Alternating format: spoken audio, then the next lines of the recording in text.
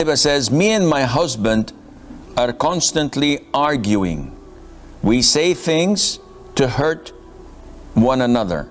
He always swears at me and calls me names, and then we won't talk for a few days. What should we do? Laiba, this is a very big problem.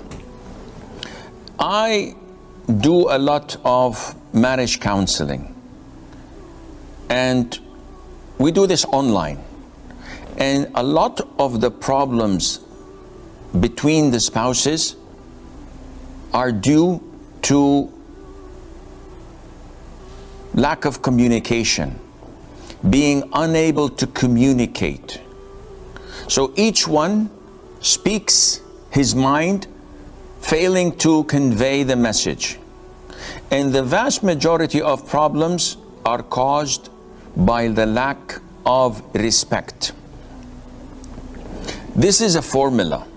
When you have lack of communication and disrespect between the spouses, it is not long before they divorce. This is inevitable. Why does a man marry? He marries because he believes that he wants his second half to comfort him, to bring compassion and tranquility to his house. Why does a woman get married? Because she needs her rock. She needs someone that she feels safe and secure. If this is not available, then this is a formula for destruction and divorce. So what to do? First of all, you have to respect one another. Second of all, avoid pointing fingers. You did this, you did that, you said this, you did that. It's not going anywhere. We're not going to reach any solution when you accuse me and I accuse you. Thirdly, never do this in front of the children. Fourthly, always give a small percentage that you may be in error, in wrong, that you may be the arbitrator, not the arbitrator, the perpetrator. You might be the one who is doing the mistake, but usually you don't consider this as an option.